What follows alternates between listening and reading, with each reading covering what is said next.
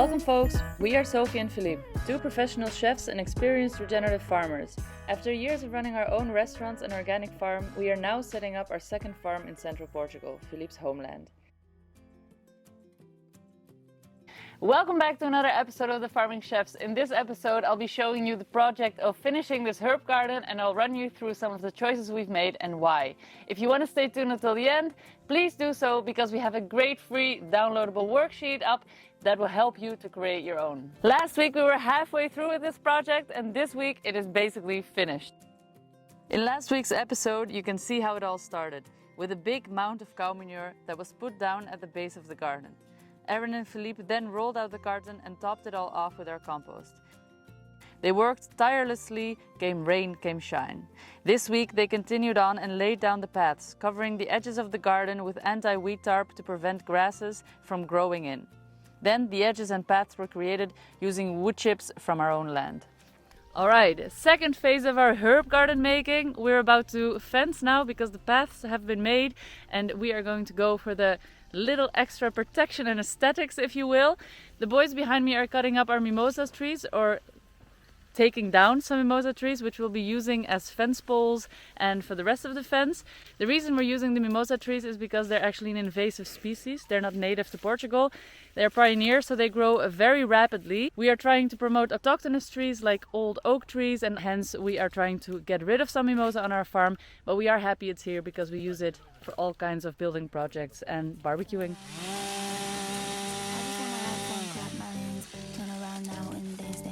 I just wanna have fun, clap my hands, turn around now and dance, dance, dance. I just wanna have fun, clap my hands, turn around now and dance, dance, dance. I just wanna clap, clap, turn around, dance, dance, dance. I just wanna clap, turn around, dance, dance. I just wanna clap, turn around, dance, dance. I just wanna clap, turn around, dance, dance. I just wanna have fun, turn around now. I just wanna have fun, turn around now.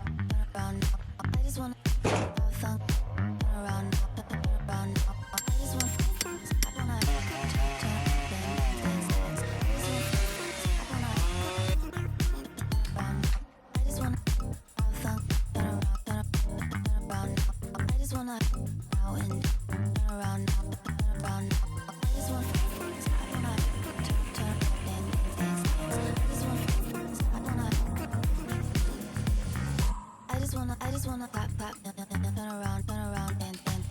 I just wanna clap,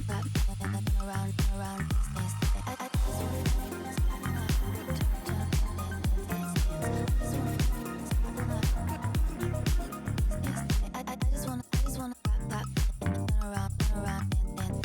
I just wanna clap, clap, turn around, dance, dance.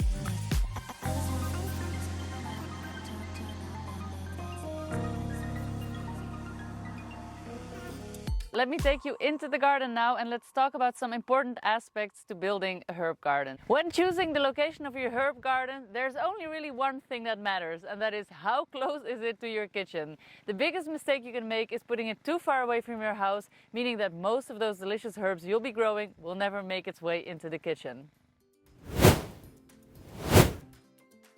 So as I've explained, the location is best close to your house, and often when you're choosing a location very close to your house, you have little to say about the fertility of that land or the conditions. And as we're on the top of a hill here, that's where the building already was situated, we are dealing with a quite eroded soil.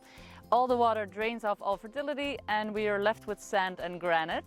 So that's not a great start for a herb garden, even though some herbs do like sort of poor soils, but many herbs don't like poor soils. They're actually forest growers, so they like a lot of humus and compost. So that is what we've done here. First off, after having been given the location, we then imported the fertility, and we are starting off with a layer of cow manure, which we've imported. Our neighbor came to bring that over last week, so that's valuable black gold in the making. That's the base layer. Then we cover that with carton. This is to prevent any kind of grasses from coming up, but also to give that manure some time to decompose. And we top that off with our compost, which, if you've been following us, you know is not the best quality of compost. We didn't get a refund. I went to a whole debate online with the people who sold it to us, and it just ended up nowhere. So we're doing what we can with it because it's not completely valueless, but in terms of fertility, it is not the best. So what we've done is we've put this on top of this cow manure, knowing that once the plant roots go down through the garden, they'll hit that nitrogen-rich manure that has decomposed by then, and then we'll have a thriving herb garden. So after we've marked off exactly how big we wanted our garden to be, and then where we were going to put on the compost, we made a decision on the design of the paths. And as you can see me slaloming around in this garden, we've gone for a snake type of path that just zigzags its way through our garden. Now the reason for that being is that we want easy access to everywhere, so to each plant. Basically the middle of each little island, if you will, is reachable from one side or another of this path.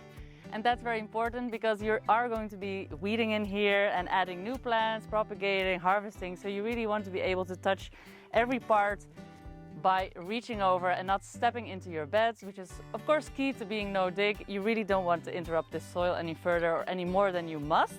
So the island beds, as we refer to them, are topped off with compost. But right onto the garden we have introduced wood chips as our paths. We've chosen this material because it will help fungal growth underneath and just promote a healthy soil food web, even though this obviously is not a weed-free path choice. But we're not too preoccupied with that because our idea is just topping it up every year as we go and making the paths renewed. Moving on to fencing, we've obviously chosen to fence our herb garden. The reason for that being is that we've got 3 dogs now, which is really one too many if you ask me, but Philippe disagrees, so we have 3. And you really want to keep your dogs out of your herb garden. Not only will they obviously pee and defecate maybe in your beds, which is unfortunate, they also love to dig, and nobody needs a dug up herb garden. Here it is, it keeps our dogs out, it doesn't keep our cats out, we just need to throw a shoe at them every now and then, so that's what we do. Your garden is all laid out, you've made your design, you've got your paths in. Now comes the exciting part, you're about to fill it. And that also gets us to the next important question, which is how are you sourcing your plants, or where are you sourcing your plants rather? I'm Dutch, so I love myself a bargain. Everybody knows the expression, let's go Dutch.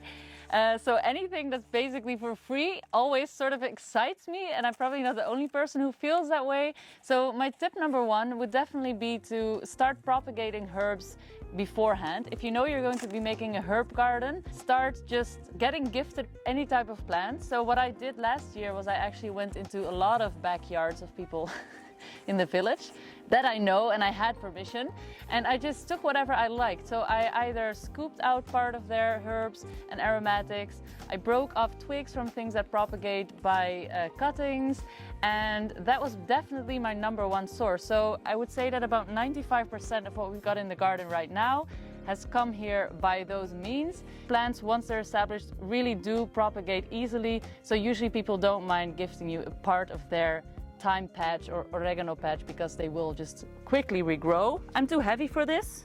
I'm sorry, I broke this. No! All right, let me sit on it like this. I thought I wasn't that heavy, but apparently this box disagrees with me. So yeah, just getting pieces from other people's herb gardens is the cheapest way to go. Then of course you can go to your garden center. Try to talk to the people, because sometimes when you're filling up an entire herb garden, you might be able to get a good deal. Just tell them you're going to be buying in bulk, and some garden center owners might be inclined to give you a good discount, which is something I would really try to go for. The third way is the hard way, and that is just to start everything yourself from seed. Sprinkle your seed and watch it grow from scratch. One of the things Philippe and I spent most of our time on when we started growing was looking up plants and finding out which were the best growing conditions for them, how you propagated them, sun exposure, water preferences, hence and so forth. So I thought it would be quite useful to share with you a compiled worksheet that I've made on all culinary herbs that we've ever grown, and basically specifying a lot of the interesting information that is out there on these plants. If you want to, just click the link below, it's a free download.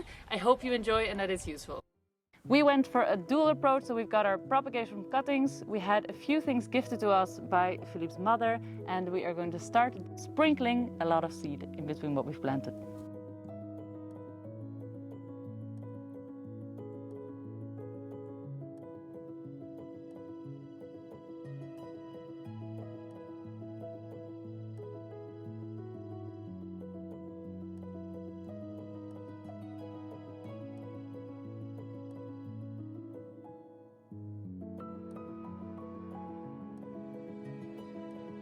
And this is our new herb garden. We'll be filling it out in the weeks to come. A new feeling of riches has been released. I'm feeling very happy with the result here. I hope you guys enjoyed this episode. Don't forget to download the free worksheet in which you can find all the conditions that herbs need and where they can thrive in if you're thinking about making your own. If you find value in our channel, don't forget to hit that subscribe button. And for those of you who are already subscribed, thank you very much. See you on the next one. The Farming Chefs. Peace out.